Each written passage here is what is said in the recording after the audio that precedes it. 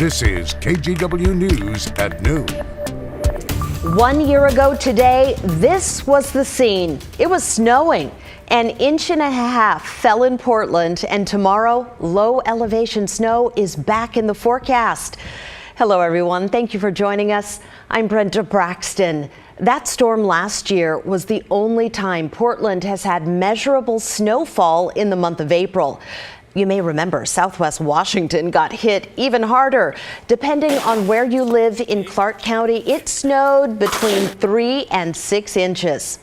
Okay, let's see what Mother Nature has in store this time around. Rod, if we do get snow, what's the timeline? Well, the timeline is easy enough. It's not going to be as much as that was. Let me, before I get into this, make a couple comments on the video that Brendan just showed you. A year ago, we had a heavy moisture ban, and the reason we got snow was it was just cold enough that the raindrops eventually pulled down cold air, made it into snow. We had, as Brendan mentioned, 3 to 6 in Clark County, the same in the West Hills, some of the higher elevations. The hills of Woodland, for example, had 10, 11 inches of snow.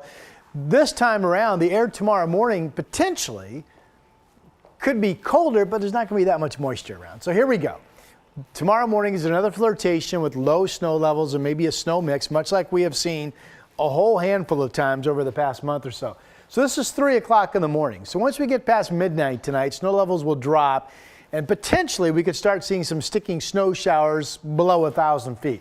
So again, 3 a.m., here's Futurecast showing in blue the low snow levels, but generally the I-5 corridor, the lowest elevations between Salem and Portland, that is rain and green. But here we are at 4 o'clock, the same little push is coming through, kind of a mix of rain and snow. This shows it would be mostly snow down in Clackamas, for example.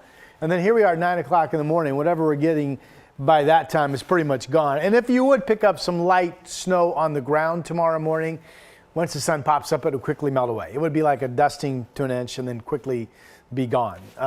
So just kind of another heads up. Showers tomorrow morning, snow levels will be low, maybe we get some snowflakes. Here's what's going on right now, just a scattered shower pattern. We've actually opened up some decent sun breaks at noon. Here's the look from the Rose City camera. We're at 48 degrees. Here's a darker look from the Oregon Garden down in Silverton, the resort camera looking out, and you can tell there are some showers dotting the landscape. Still looks to me like about 52 for a high this afternoon. Isn't this cold April weather exciting, Brenda? Well, that's not how I describe it, but I get what you're going for. Thank you, Rod. All right, it is only Tuesday, but already it's been a busy news week. Here are 3 local headlines you may have missed. First, an update on the breaking news we brought you yesterday at noon. Oregon State Police say they shot and killed a man who was holding a truck driver at gunpoint yesterday morning. They say a trooper stopped to help the disabled semi near the Mission Street exit on I-5 North and found the crime in progress.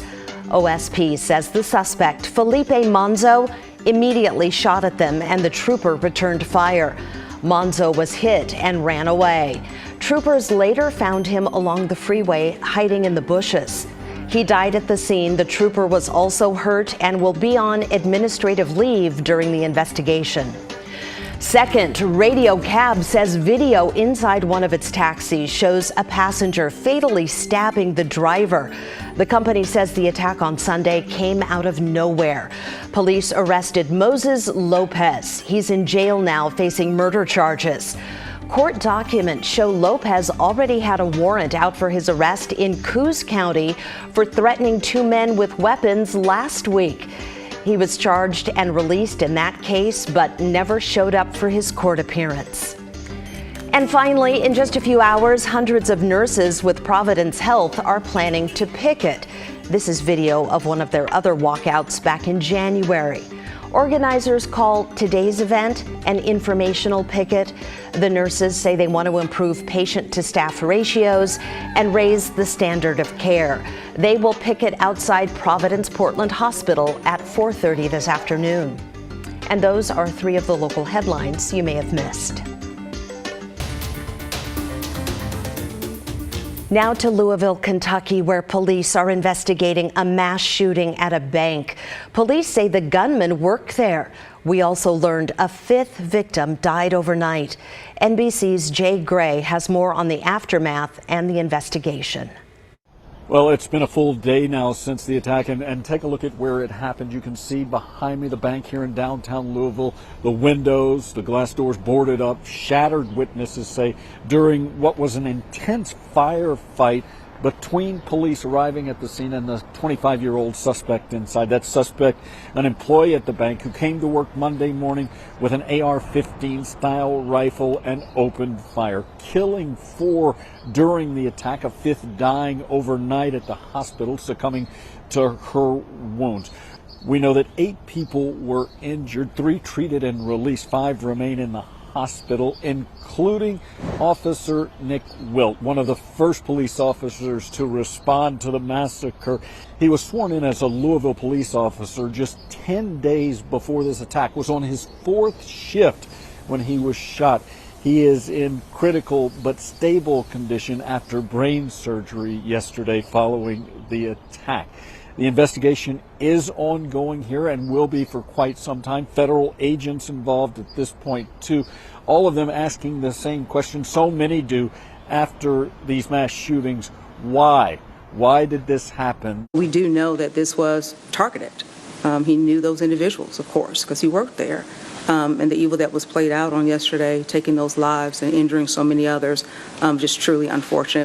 They continue to pour through electronics, including the suspect's computer, which was pulled from his home during the investigation. That's the latest from here in Louisville. I'm Jay Gray. Now back to you. The state of Oregon has agreed to pay $600,000 so Portland can resume sweeping homeless camps along highways and interstates. That's according to the Oregonian. The city has already spent all of the money it got from ODOT, so it hasn't been able to clear camps for months. Officials say this new allotment of cash will have to last Portland through the end of June. Governor Tina Kotek says she's ready to send out millions of dollars to help tackle the homeless crisis, but she wants cities and counties to show exactly where that money will go. The governor says Multnomah County isn't doing a good job of providing details to the state. There are more than 5,000 homeless people here, and the county is set to get $18 million. That money could move 275 people off the streets and open 138 shelter beds. But the governor is hesitant to hand over the funds. In the case of Multnomah County and City of Portland, I'll be honest, I was disappointed that they didn't have more clarity. I've sat through several meetings about trying to understand existing capacity, who's paying for what, where does the money come from, what's the city committed to, what's the county committed to. They need to get their stuff together. Both the city and county tell KGW they're reviewing their own plans and the governor's input. In order to receive that $18 million, they have until April 28th to meet the governor's expectations. The mayor has ordered police to start 24-hour foot patrols along Southwest 4th and Washington. That has been the site of a string of fentanyl overdoses. Today, the mayor's office told KGW the Washington Center building is a top concern, so they've dedicated resources to restore public safety in that area. The mayor's office did not say how long those 24-hour patrols will last.